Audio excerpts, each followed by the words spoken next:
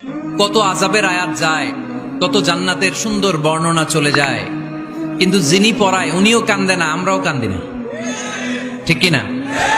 ওনারও পশম দাঁড়ায় না, আমাদেরও পশম দাঁড়ায় না। বাট আরব বিশ্বে when they recite they got their goosebumps, তারা যখন কোরআন তেলাওয়াত করে ওদের গায়ের পশমগুলো দাঁড়িয়ে যায়। শাইখ আব্দুর রহমান সুদাইস যখন তেলাওয়াত করে পিছনে মুসল্লিরা কাঁদে। আমি গত বছর হজে ওনার পেছনে নামাজ পড়ছিলাম, উনি সূরা কুরাইশ পড়ছে, উনি পড়ছেন ফালিয়াবুদু রাব্ব হাযাল বাইত। এই কথা বলে উনি কাঁদতে শুরু করলাম, আমরাও কাঁদতে শুরু করলাম।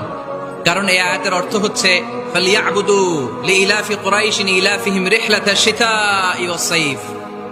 ও কুরাইশি ব্যবসায়ীরা, শীত গ্রীষ্মে তোমরা ব্যবসা করো, কিন্তু ফালিয়াবুদু রাব্ব হাযাল বাইত, এই ঘরের রবের ইবাদত করো। ওই ঘরটা কিন্তু সামনে। শাইখ আব্দুর রহমান সুদাইস যখন ইমামতি করতেছে তখন ওই আল্লাহর ঘরটা সামনে আছে না নাই? আপনারা টিভিতে দেখেন নাই? কাবা ঘরের সামনেই কিন্তু নামাজটা পড়ে। তো ওই আয়াতের অর্থ ছিল এই ঘরের রবের ইবাদত করবা, তাহলে রিজিকের ব্যবস্থা করবে কে? তো ওই ঘরের সামনে দাঁড়িয়ে উনি ইমাম, চোখের পানি উনি ধরে রাখতে পারে? ধরে রাখা সম্ভব না। এর কারণ অর্থ বুঝে। আমরা আজীবন পড়ি সুবহানা রাব্বিয়াল আ'লা, এর অর্থটা কি কেউ জানে না, ঠিক কিনা? তো চোখ দিয়ে পানি নামবে কেমনে? চাইনিজ ভাষা আমাদের কাছে যেরকম, কোরআনের তেলাওয়াত আমাদের কাছে অনেকটা এরকমই।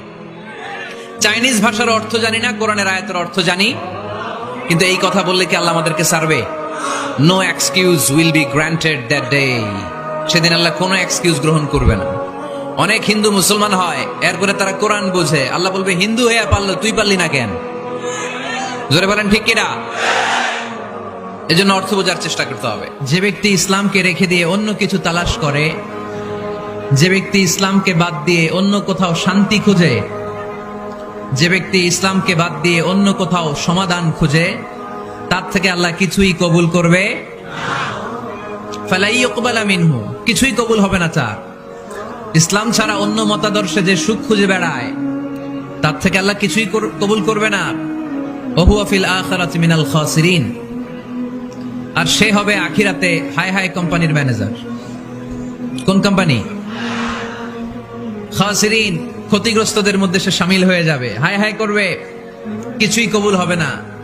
Whoever seek anything except Islam, that will be not accepted to Allah, and he will be the loser in hereafter. ইসলাম ছাড়া অন্য কিছু খুঁজলে তার দুনিয়াতেও শান্তি নাই, আখিরাতেও শান্তি নাই। আর সে আখিরাতে হবে হাই হাই কোম্পানির ম্যানেজার, ক্ষতিগ্রস্তদের মধ্যে শামিল হয়ে যাবে। এজন্য শান্তি আছে ইসলামে, শান্তি আছে কই? এজন্য আমরা ইসলাম মানতে চাই।